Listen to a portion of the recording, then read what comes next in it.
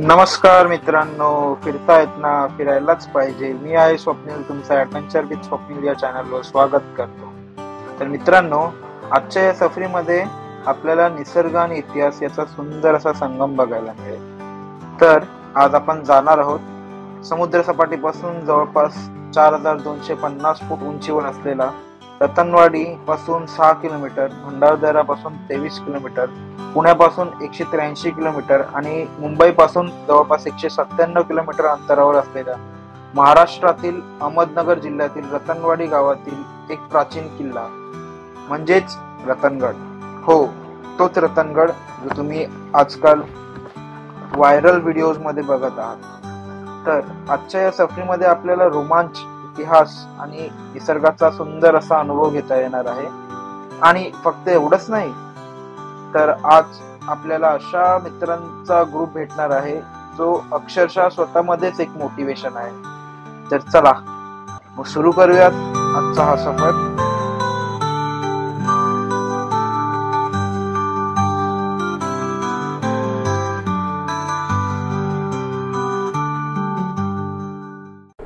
तर आता जवळपास सकाळचे 5:30 वाजलेत. आपण आता कल्याणवरून निघालो आहोत. तर सकाळ सकाळी काय बघायला मिळते? नुकसान आणि नुकसान. तर इथे बरेच असे वेअरहाऊस आहेत आणि आय थिंक समोर त्यातल्याच एका वेअरहाऊसला आग लावलेली आहे. आणि आता आपण आय थिंक जवळपास पडग्याच्या आसपास आहोत. तेव्हा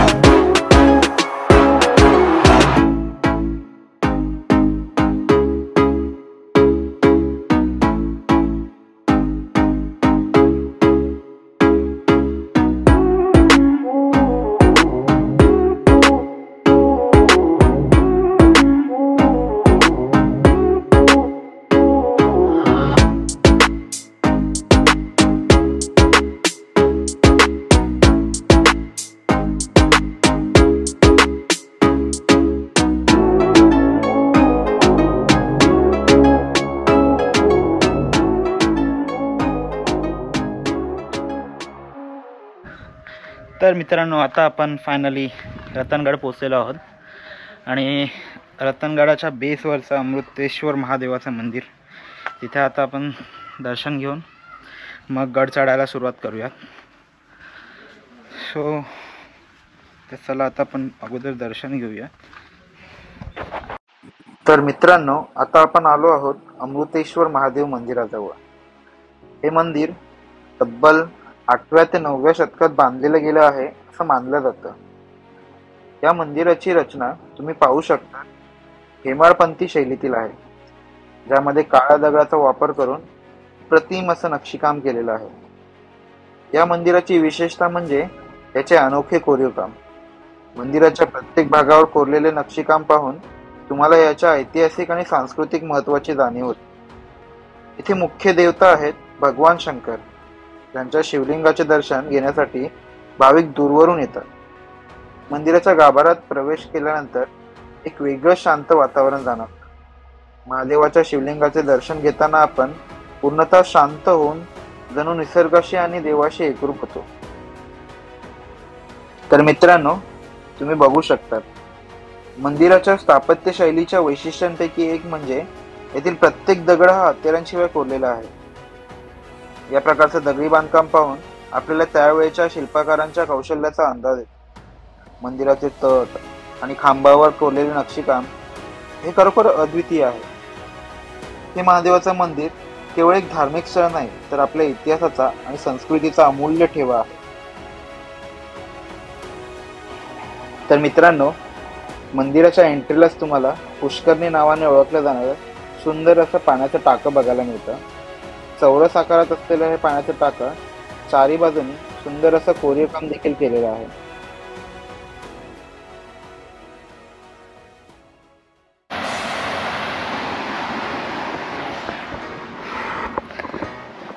तर आता गड चढायला सुरुवात केलेली आहे। आता बेस विलेज पासून थोडंसं पुढे आलो, म्हणजे गडाच्या बेसपर्यंत हा जो रस्ता जातोय ऑफ रोड, तो क्रॉस केल्यानंतर आपण गडाच्या बेसवर पोहोचतो। तर मित्रांनो, आपण ट्रेकिंग स्टार्ट केली आणि ट्रेकिंग स्टार्ट करता करताच काय दिसलंय तर हे बघा, सुंदर अशी कारवीची फुलं।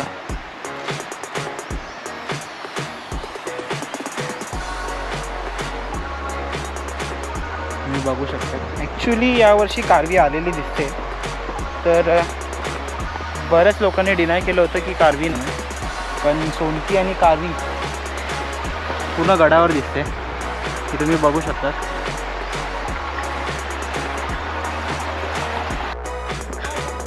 तर रतनगड चढताना होणाऱ्या काही चुका, सर्वात पहिले म्हणजे तर वाट चुकणे, कारण जो बेसपासूनचा जो रस्ता आहे तो जंगलचा रस्ता, आणि जंगलामध्ये तुम्हाला माहीत आहे की बऱ्याच वाटा फुटलेल्या असतात, त्यामुळे बऱ्याच वेळा असा रस्ता चुकण्याचा अनुभव आपल्याला करायला मिळतो। सो मी माझ्या प्रत्येक ब्लॉगमध्ये देखील सांगितलं आहे, जर अशा वेळेस तुम्ही कन्फ्यूज झाले असाल ना, तर आजूबाजूला निरखून बघायचं।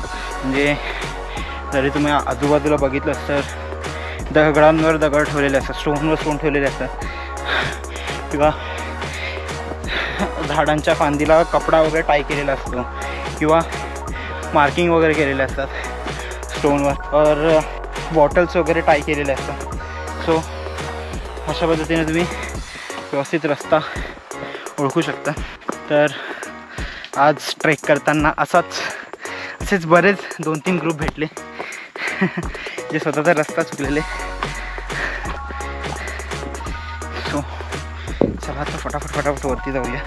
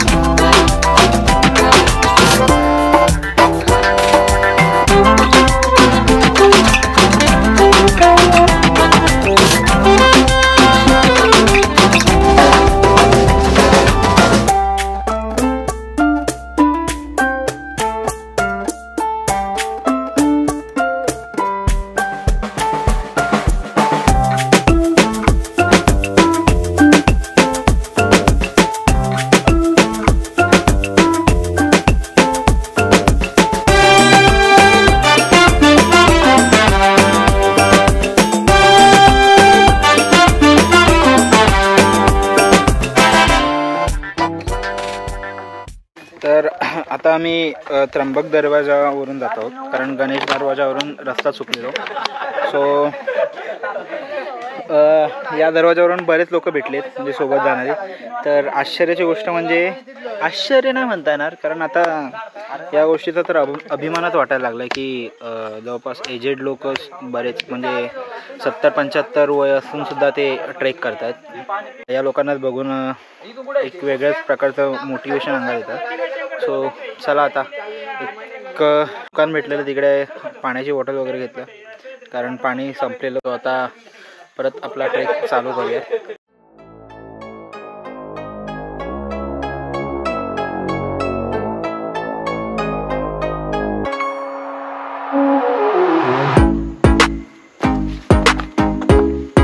बस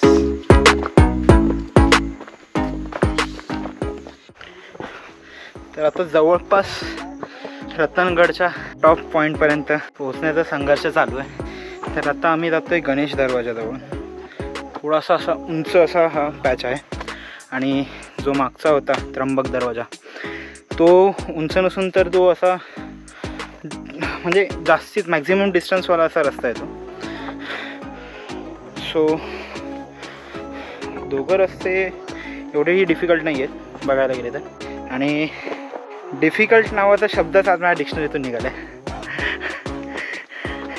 तर का मी तर तुम्हाला वरती जाऊन सांगेल आणि व्यवस्थित सांगेल का.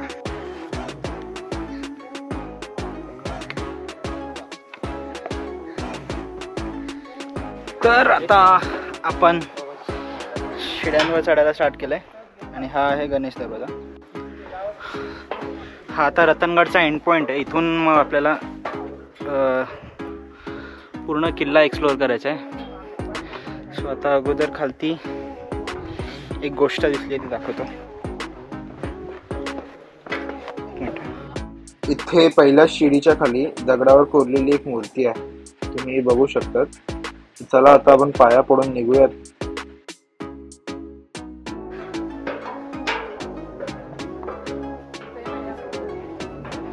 तर आता या शिड्या तुम्ही बघितल्या असतात तर एकदम व्यवस्थित अवस्थेत आहे, कारण याच्या अगोदरच्या ज्या शिड्या होत्या त्या पूर्णपणे डॅमेज झालेल्या आणि त्या चढायलाही थोड्याशा डेंजर होत्या.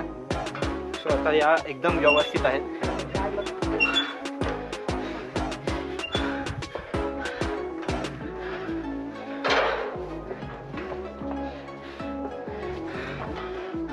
आता ही आहे दुसरी शिडी. इथून एक्झॅक्टली आपण आता गणेश दरवाजाच्या जवळ येऊन पोहोचणार आहोत. सो फायनली आपला रतनगडचा ट्रेक कंप्लीट झाला आहे, तो पण फ्लॉवर ब्लॉसम फेस्टिवलमध्ये. आणि खालती तुम्ही बघू शकता चारी बाजूला सोनकी. हा आता तुम्ही बघू शकतात गणेश दरवाजा. फायनली आपण पोहोचलेलो आहोत. सो एकदम रिलीफ वाटते आता.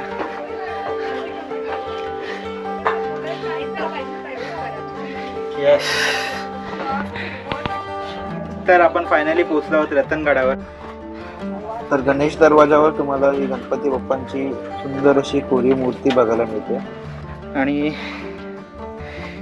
वन मोर थिंग, हा आहे किल्ल्याचा गणेश दरवाजा आणि जवळपास आपण 100% वरती पोहोचलेलोच आहोत. थोडासाच पॅच बाकी आहेत. आणि हा फ्लॉवर ब्लॉसम तुम्ही बघू शकतात पूर्ण किल्ल्यांवर आलेला. सो चला आता आपण फटाफट गड गाठूया.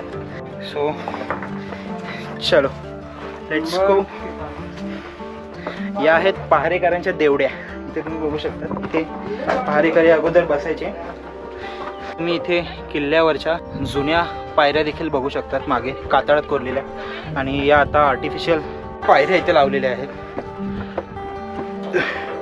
कारण बऱ्याच ठिकाणी या पायऱ्या तुटलेल्या अवस्थेत आहेत. त्यामुळे गरजेच्या अभावी आपल्याला आर्टिफिशियल पायऱ्या लावायला लागल्या. कसं काय मित्रांनो, पोचलेलो आहे आपण रतनगड आणि हाच तो फ्लॉवर ब्लॉसम, सोनकीची फुलं. कारवी तर तुम्हाला अगोदर दाखवलीच आहे. आणि आता आपण करूया देवींचं दर्शन. इथे एक मंदिर देखील आहे, रत्नादेवीचं मंदिर आहे, ते तुम्ही बघू शकता या साईडला देवीचं मंदिर. तर आता आपण देवींचं दर्शन घेऊया.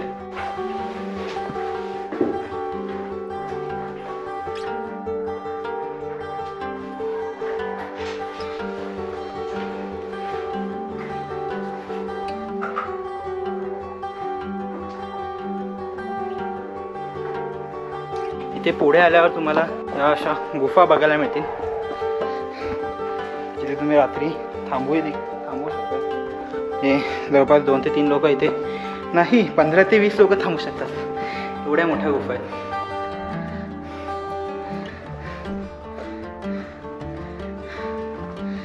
आणि हा व्ह्यू. आणि या साईडला तुम्ही पाण्याच्या टाक्या बघू शकता. ही गुफा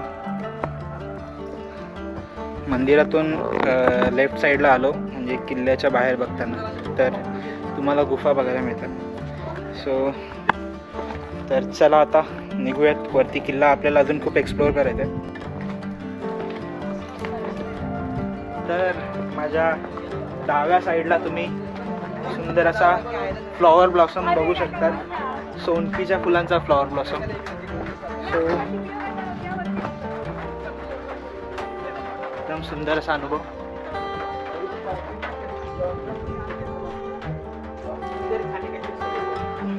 तर मित्रांनो, आता आपण गडाच्या मुख्य दरवाजाजवळ आलेलो आहोत. इथे डाव्या बाजूला तुम्हाला हनुमानाची मूर्ती कोरलेली दिसते. तर या दरवाजाला हनुमान दरवाजा असे देखील म्हणतात. इथे तुम्हाला प्राचीन शिल्प बघायला मिळतात.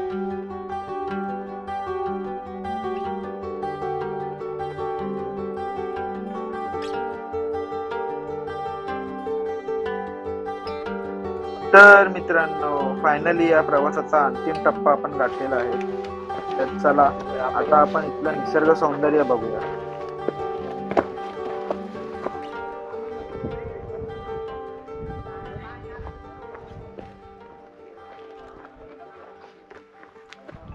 ही संपूर्ण फ्लावर व्हॅली आणि हा आहे आपला रतनगड. आणि आपल्यासोबत कोण आहे? आपला एक साथीदार.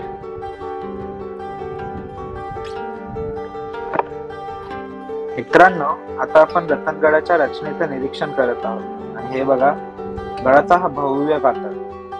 इथे एका बाजूला तासव बुरुजासारखा दिसणारा हा कडा, ज्यावर गडाच्या रचनेतील काळजीपूर्वक विचार दिसतो. आणि इथे नालाकृती टाके पारीकारी शिपायांसाठी विशेषतः तयार केलेली रचना आहे.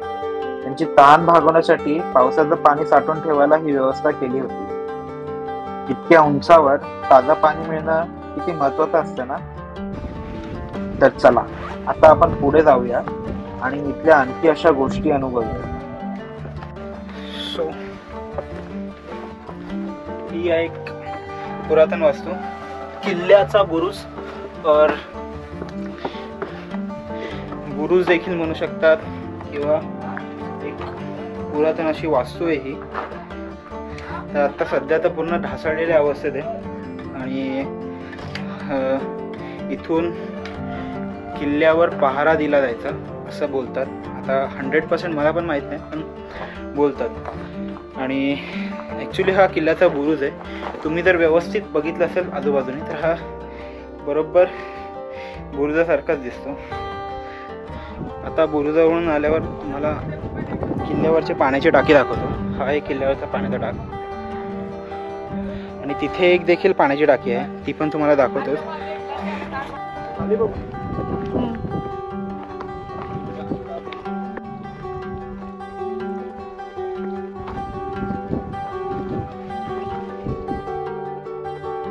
मित्रांनो, तर आता आपण सखल भागात बांधलेल्या या पाण्याच्या टाक्यांजवळ जात आहोत. तसं गडावर तुम्हाला खूप सारे पाण्याचे टाके बघायला मिळतील. तर ही टाकी अगदी विचारपूर्वक खोदलेली आहे. पावसाळ्यात गडावरचं पाणी साचणार नाही तर या सकल भागात पाणी एका ठिकाणी वाहत येईल असं नियोजन केलेलं आहे. विशेष म्हणजे या टाक्यांमध्ये एक सलगता आहे, म्हणजे एक टाकं भरलं की त्यातून दुसरं पाणी दुसऱ्या टाक्यात वाहून जातं. आणि एक रंजक गोष्ट म्हणजे या टाक्या खोदताना त्यातून काढलेले दगड गडाच्या तटबंदीला बळकट करण्यासाठी उपयोगात आणलेले दिसतात. ही संपूर्ण रचना म्हणजे पाण्याचा सदुपयोग आणि किल्ल्याच्या संरक्षणासाठी आलेली विचारपूर्वक केलेली योजना आहे. गडाचे स्थापत्य बघूनच किती काळजीपूर्वक आणि बुद्धिमत्तेने या गडाची रचना केलेली असेल याची कल्पना येते.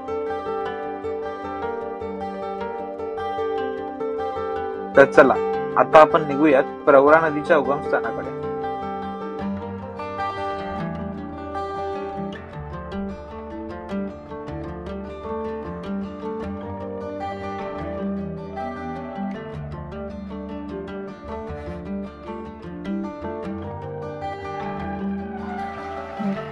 तर मित्रांनो, तुम्ही हे जे बघितलं असेल, लोक याला पाण्याची टाकी समजून गैरसमज करून घेतात, पण ॲक्च्युली हे पाण्याची टाकी नाही आहे. तर ही आहे प्रवरा नदीचे उगमस्थान. तुम्ही बघू शकता हे अतिशय म्हणजे 12ही महिने इथे पाणी असतं. आणि इथे एक छोटीशी महादेवाची दर्शन करतो.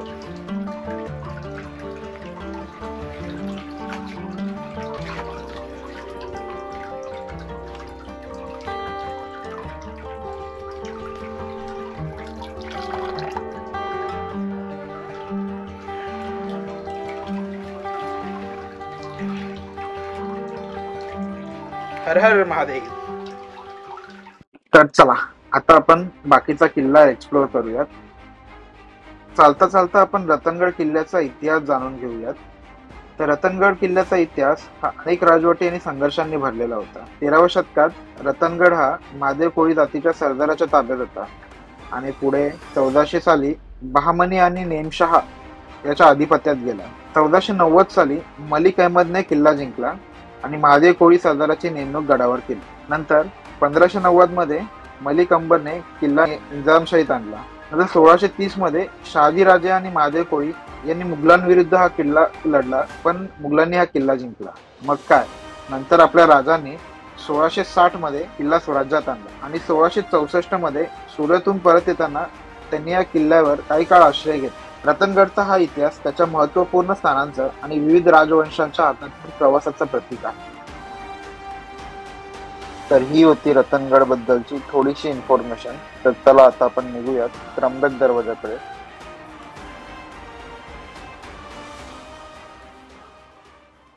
तर मित्रांनो, आता आपण आलो आहोत त्र्यंबक दरवाजाजवळ. मित्रांनो, हा आहे त्र्यंबक दरवाजा, रतनगडाचा मुख्य प्रवेशद्वार. बघा ना किती भव्य आणि मजबूत आहे हा दरवाजा. या दरवाजातून आत जाताना खरंच एक वेगळा अनुभव मिळतो. दरवाजाच्या भिंतींवर घडीव दगडांची बांधणी, आसपासच्या कातळांमध्ये खोदलेल्या पायऱ्या, हे पाहून कल्पना येते की त्या काळच्या लोकांनी किती मेहनत आणि कौशल्य लावलं असेल, नाही का? आणि हे उजवीकडे आणि डावीकडे दिसणारे बुरुज शत्रूला थोपवण्यासाठी तयार केले गेले होते. या भिंतींवरून नजर ठेवल्यानंतर किल्ल्यावर येणाऱ्या कोणत्याही आक्रमणाची पूर्वकल्पना मिळत असते.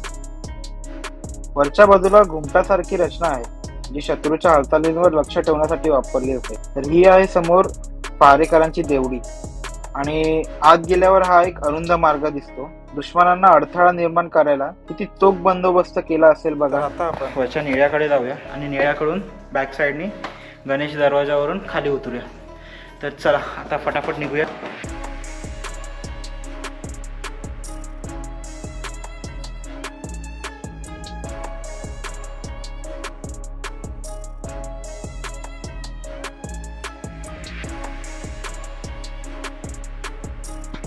तर मित्रांनो, फायनली आता आपण पोहोचलोय रतनगडाच्या त्या प्रसिद्ध निड्याजवळ. तर तुम्ही इथे बघू शकता, इथून दिसणारा व्ह्यू म्हणजे अगदी स्वर्गच. इथून समोर तुम्हाला भंडारदऱ्याचा संपूर्ण जलाशय बघायला मिळतो. तर आता मी आलो आहे रतनगडच्या त्या निळ्याजवळ. म्हणजे नैसर्गिकरित्या हवेच्या फ्रिक्शनमुळे तो डोंगरामध्ये असा छिद्र तयार झाला आहे तिथे, आणि त्याच्या आता मी वरती जाते म्हणजे एकदम टॉपला. सो बघूयात कसा थरारक अनुभव आहे तिथला.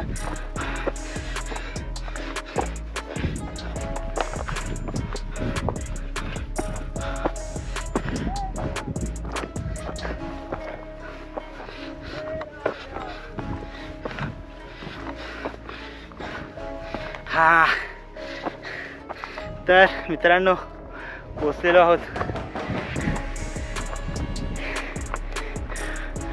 Top peak of the Ratangarh.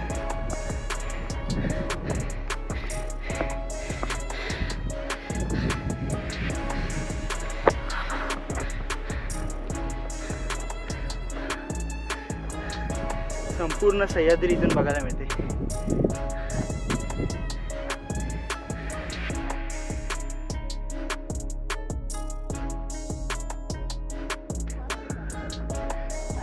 तर चला आता आपण कल्याण दरवाजाकडे निघूयात. इथे अजून एक ही पाण्याची टाकी आहे. यावरून खाली उतरल्यावर ॲक्च्युली आम्ही त्र्यंबक दरवाजाकडून जायला पाहिजे होतं, पण जाऊ दे आता.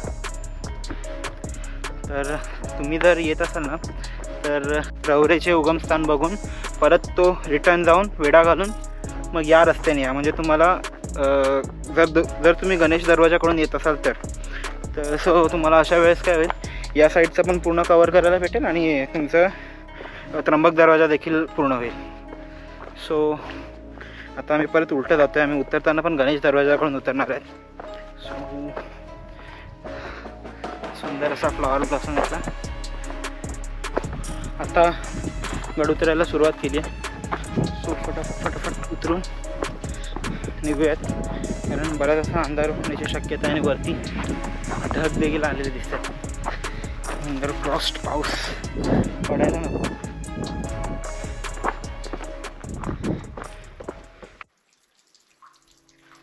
तर मित्रांनो आता आपण आलो आहोत किल्ल्याच्या अंधारकोटीजवळ. तर त्यावेळेस शत्रूला आणि गुन्हेगारांना शिक्षा देण्यासाठी या कोटीचा वापर केला जायचा.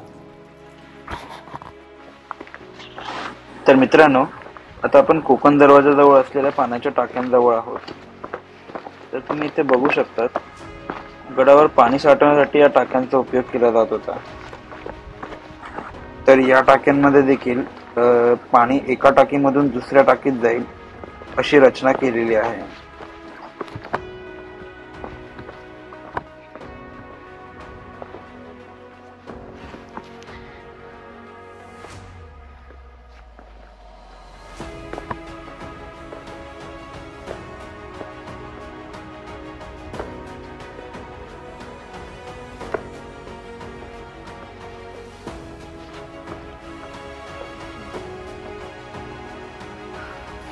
हे महादेवाची एक छोटीशी पिंड आहे, तुम्हाला दाखवतो.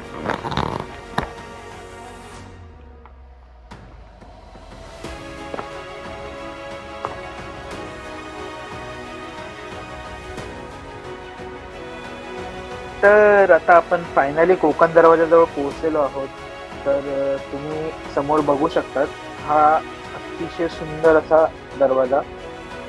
तर या दरवाजाची सुंदर अशी रचना आणि वास्तव्य बघून असं वाटतंय की हा त्या काळातला खूप महत्वाचा दरवाजा असावा. आणि ऍक्च्युली हा दरवाजा थोडासा धसलेला आहे. तर याचं कारण असं की त्यावेळेस इंग्रजांनी या दरवाजाला पूर्णपणे उद्ध्वस्त करून दिलं होतं. सो असा याचा थोडासा इतिहास. तर चला आता आपण गड उतरायला सुरुवात करूयात. तर तुम्ही सुंदर समोर असा कोकण दरवाजाकडचा परिसर बघू शकतात आणि सुंदर अशी सोनकीची फुलं.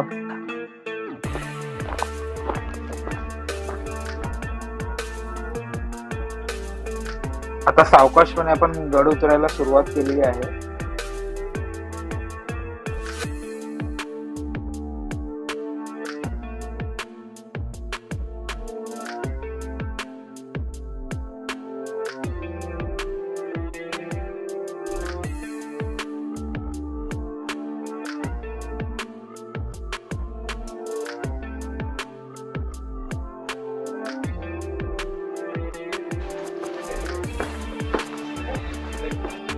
वरती गेल्यावर एक तुम्हाला मजेदार गोष्ट सांगणार होतो, पण किल्ला एक्सप्लोर करता करता ती गोष्ट राहूनच गेली. तर तुम्ही पंढरीची वारी बघितलीच असेल, पण आज इथे आपल्यासोबत असा एक ग्रुप भेटला जो पूर्ण गडकिल्ल्यांची वारी पूर्ण करतो, ते पण आपल्या सेवानिवृत्तीनंतर. तर उतरताना आम्ही बऱ्याच अशा गप्पा गोष्टी मारल्या. आणि गप्पा गोष्टी मारता मारता एक गोष्ट कळली आणि ती ऐकून तर अक्षरशः अंगावर शहारे आले. त्या ग्रुपमध्ये एक काका होते आणि त्या काकांचा अक्षरशः एक पाय आर्टिफिशियल पाय होता आणि तरी त्यांनी बरेच किल्ल्यांची मोहीम कंप्लीट केलेली होती. आणि ही गोष्ट ऐकून आमच्यासारख्या तरुण पिढीला तर जबरदस्त प्रेरणा मिळाली. खरंच केवळ अभिमानाची गोष्ट नाही तर शिकण्यासारखी आहे. सलाम त्या इच्छाशक्तीला. तर चला तुम्हाला त्यांना इंट्रोड्यूस करून देतो. हा, रामकृष्ण हरी. रामकृष्ण मी हरी. श्रीराम खालकर, नाशिक. आणि हे आमचे खरे प्रेरणा देणारे काका शिंदे काका. त्यांच्या पायाला दुखापत झालेली असून दुखापत म्हणजे आर्टिफिशियल पाय असून सुद्धा त्यांनी हा गड अक्षरशः पूर्ण चढलेला आहे. म्हणजे असं नाही, सर्व हो सगळे गड म्हणजे त्यांनी पंढरीची वारी नाही तर आपल्या किल्ल्यांची वारी पूर्ण केलेली आहे. तर हो, कळसुबाई, हरिहर, हरिश्चंद्र असे बरेच किल्ले त्यांनी केलेले आहेत. टंकाई. तर बघा आमचे किल्लेची नावच पाठ नाहीत आणि त्यांची वारी पूर्ण झाली. तर हे बघून एकदम खरंच मोटिवेशन आलं. तर हा, मी जी वरती तुम्हाला गोष्ट सांगणार होतो ती ही ॲक्च्युली आपली ओल्ड एज पिढी नाही तर ही आपली अनुभवी पिढी आहे. म्हणजे आता आपली शेवटची पिढी आपण बोलू शकतो. कारण यानंतर जी जनरेशन येणार हीच आमची 90sची जनरेशन येणार. 90sची जनरेशन. सो हा चांगला अनुभव झाला आम्हाला. आमची यांच्यासोबतची रतनगडची ट्रेकची वारी कंप्लीट झाली. तर चला आता हा व्लॉग आपण इथेच संपूयात आणि पुन्हा भेटूयात अशाच नवीन सफरीमध्ये. आणि फिरत राहा आणि असंच गडकिल्ल्यांना भेट देत राहा. आणि खरंच आपल्या राजांचा इतिहास जाणून घेणं आणि ते अक्षरशः अनुभवणं यामध्ये खरंच सुख आहे. तुम्ही ट्राय करा. चला भेटूयात. जय महाराष्ट्र, जय शिवराय.